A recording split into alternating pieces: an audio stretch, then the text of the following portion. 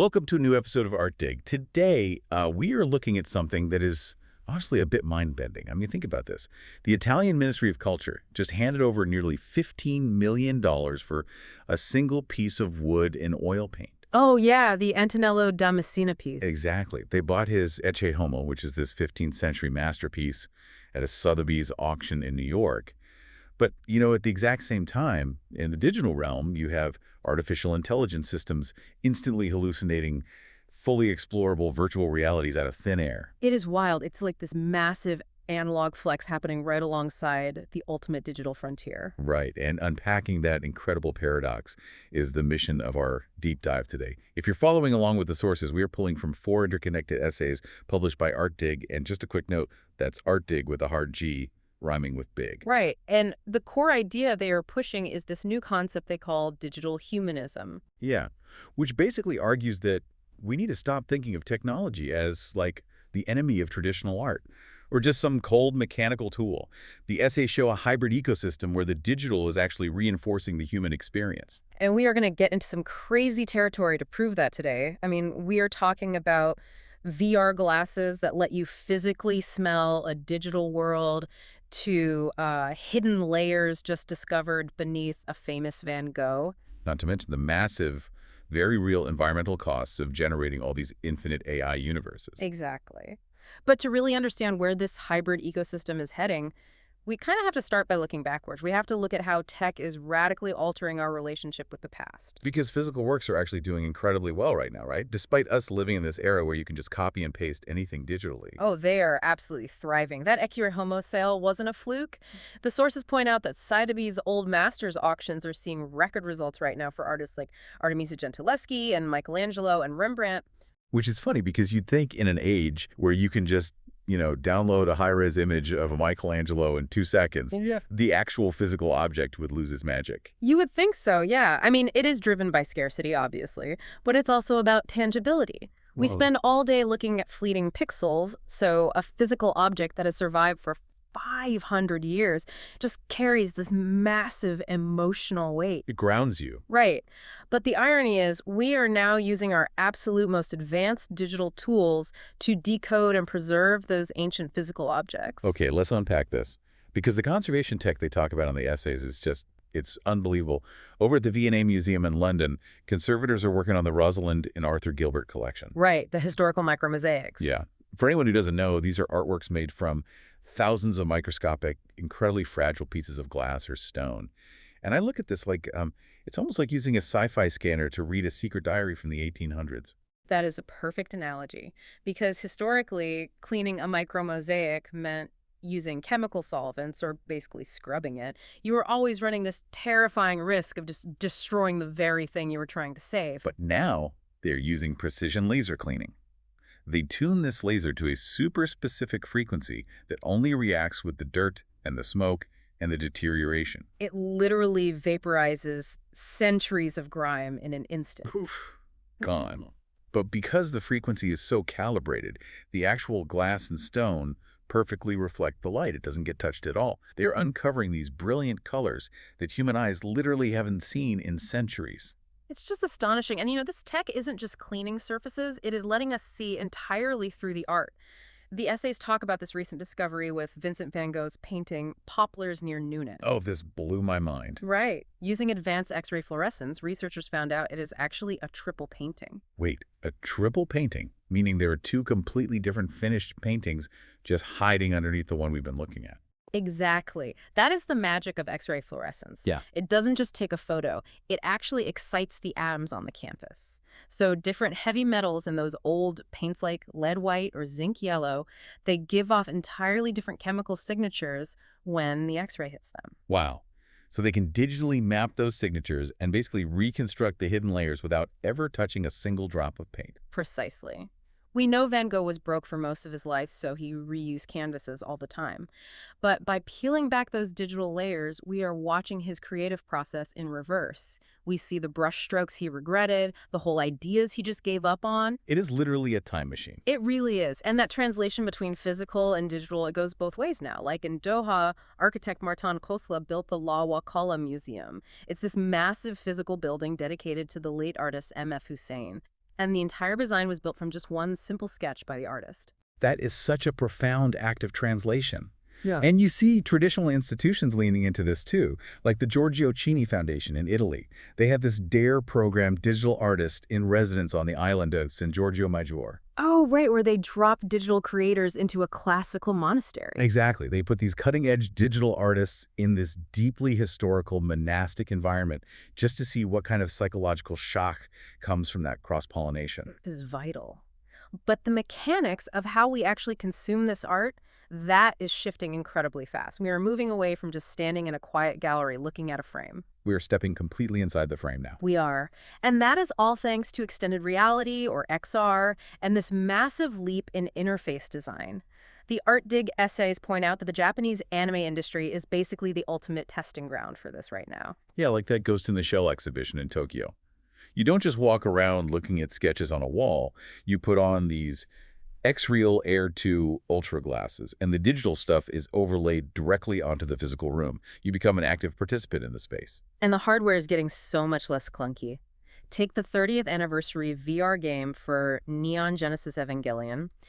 The studio, Pixelity, made this fascinating choice to just completely ditch plastic controllers. They went all in on hand tracking, right? Exactly. They are using the headset's cameras to track your actual fingers. They are actively choosing seamless accessibility over, like, the ultra-precise button mashing of a normal controller. They want zero friction between you and the virtual world. Because the whole tech industry is in this arms race to make interfaces invisible. Like, the ultimate goal of UI design right now is for the tech to just disappear. Google just rolled out Glimmer, which is this new design language specifically for transparent displays and AR. Right. Glimmer is all about spatial integration. It makes sure the digital overlays don't mess with your depth perception or cause cognitive overload. Pico is doing the same thing. They are showing off their new XR operating system, Project Swan, at the Game Developers Conference. And then there's Apple. They are accelerating their smart glasses, aiming for production by December 2026 and a launch in 2027. And it's all focused on ambient AI. But the craziest part is their recent acquisition of this startup called Q.AI. Oh, the silent speech company. This is a crucial detail. I really want to make sure we grasp this. Silent speech means you are not making any sound at all. You just subvocalize, you just mouth the words. Yeah, and the sensors pick up these microscopic electromyographic signals, the tiny muscle twitches in your jaw and throat. Right, so the system just decodes your neuromotor intentions. It knows exactly what you were saying, completely silently. Which totally strips away the weirdness of yelling at Siri in public. It points to this future where AR is incredibly intimate. You could be walking through a crowded museum commanding this complex digital overlay, and the person standing right next to you would have no clue. Plus, Meta is doubling down on VR, and it's getting so cheap. Walmart is selling the Quest 3S for just $250 right now, bundled with Batman, Arkham Shadow. It is becoming a household appliance, and that completely changes education. Like the D-Day VR Museum on Steam, which literally drops you onto the beaches of Normandy. It's total immersion. It is, but I want to push back on this for a second. Sure, go for it. If the tech industry actually pulls this off, if interfaces become totally invisible and we use silent speech and natural gestures and everything perfectly maps to our real world, don't we lose a vital psychological safety net? I mean, don't our brains need that plastic controller or that screen to remind us, hey, this is just a simulation, it's art, not reality? That is a very real tension. It's all about cognitive load and human perception. When you take away the tactile friction of a controller, your brain starts processing the digital stuff using the exact same neural pathways it uses for real-world survival. So it feels entirely real to your nervous system. Exactly. The emotional impact skyrockets, but our critical distance, that mental space where we say, this is artificial, it shrinks dramatically. And that gets even more complicated when the environments start reacting to us. Once we are inside the art, the tech is learning to mimic our deepest intimacies. Yes, and the prime example in the sources is Google DeepMind's Genie 3. It's not just a rendering tool, it is an experimental AI acting as an autonomous creative medium. It generates fully interactive virtual worlds in real time based on just a simple text prompt. So it's basically world building on the fly. You type a prompt, and it doesn't just draw a picture. It infers the gravity, the physics, the spatial boundaries. You can physically walk around in it. Right. But to understand why we even want that level of immersion, the ArtDig essays draw this really brilliant parallel to what is happening in physical art spaces. They look at the Tate Modern, which has this massive retrospective of Tracy Emin right now. Oh, Tracy Emin is fascinating. Her whole body of work is about radical confessional vulnerability. She displays her actual unmade bed, her deepest traumas. It is brutal, unapologetic honesty. And the essays point out that this is mirrored by Lucian Freud's drawings, which are showing at the National Portrait Gallery. His fleshy, obsessive observation just strips away all polite barriers. Okay, so I'm connecting the dots here. You have Emin and Freud exposing the most vulnerable parts of the human psyche in a physical gallery. And at the exact same time, tech companies are using VR and AI to hijack our physical senses. It feels like they're both trying to destroy the same thing, the wall between the creator and the audience. What's fascinating here is that the essays make that exact parallel. Both movements are chasing total immersion. The contemporary artists do it through devastating emotional exposure, forcing you to confront raw humanity.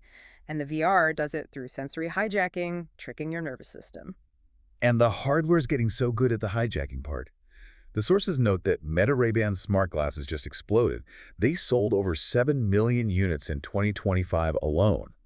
And developers are hacking them to push boundaries. Like there's this open source project called ClaudeBot. Oh, right, where the glasses identify objects and interact with the world just based on where you are looking. Literally turning your gaze into an interface. Yeah. But it doesn't stop at sight and sound. We're bringing the sense of smell into this now. This is the wild part. There's this device called Sentient that brings targeted smells into VR. Neurologically, smell is processed by the limbic system, so it is tied to memory and emotion more than anything else. If you pair Sentient with the Genie 3 world, you aren't just looking at a digital forest. You are smelling the damp earth.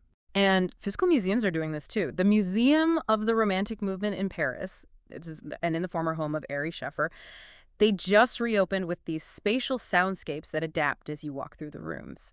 And the European media art platform, EMAP, is heavily funding bioart. Bioart? Yeah, where artists actually use living biological tissues and organisms as their medium, breaking the gap between robotics and traditional art. It is an absolute sensory bridge. But there's a bitter irony to all of this, because all these boundary-pushing AI worlds and visible interfaces, they don't exist in a vacuum. They eventually crash into real-world political struggles and, more importantly, the hard limits of our planet. Which brings us to the ethical friction of digital humanism. Right. But before we get into this next part, I need to make a quick note to you as you listen. The essays we are unpacking cover some deeply complex and politically charged topics. Our role today is strictly to impartially report the content provided in these sources. We are not taking sides, and we are not endorsing these viewpoints. We are just conveying the ideas exactly as they were analyzed in the ArtDig material. That is a really crucial distinction to make. And the sources are very clear that physical art is still a vital tool for political resistance. Like at the upcoming Venice Biennale, the Ukrainian pavilion has this incredible installation.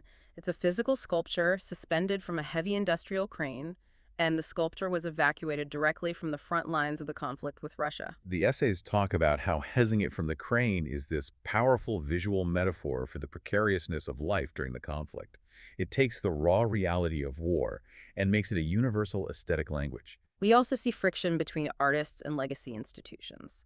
Ai Weiwei is putting out a book called On Censorship, where he denounces the pressure he states he received from the Royal Academy in London over a political tweet. Yeah, the ArtDig piece notes how that specific clash has sparked massive debates about censorship and funding in Western institutions. But art is also driving concrete societal change, like Japanese artist Mari Kakeyama, who uses photography to force viewers to confront the physical reality of the human body and identity. And then there is the collective cooking sections. They use immersive food projects to push for actual concrete ecological policy changes. Which brings us directly to the massive paradox of this whole deep dive, the digital toll. In Bologna, there is an installation called Fossilized Futures by Marco Brodi and Robertina Abjani. It uses AI to explore the temporalities of European river landscapes. Basically, it uses AI to speed up time. It trains on ecological data to visually hallucinate what these rivers will look like centuries from now if we keep decaying at this rate. It is beautiful, but the essay points out a devastating contradiction. So what does this all mean? The contradiction is the ecological footprint of the AI itself. We are using AI to generate these hyper-aware warnings about our rivers dying. But the act of running Genie 3, or training these predictive models requires a staggering amount of physical energy. The server farms carry a massive physical cost. A single complex AI query uses significantly more water for server cooling and draws exponentially more power than a normal internet search. It is the ultimate irony. The data centers running the AI that is warning us about our rivers are literally drawing so much water and power that they might be accelerating the drying up of our actual rivers. It's getting so extreme that, according to the essays, engineers are seriously discussing putting massive AI data centers into outer space. Wait, really? Space? Yeah, just to get their thermal and energy footprint off the Earth's ecosystem. That sounds like science fiction. It just shows how existential the energy crisis is. Yeah. And the tech industry is feeling the philosophical weight of this, too. Absolutely. The sources talk about the philosopher-in-residence at Anthropic, the company behind the Claude AI.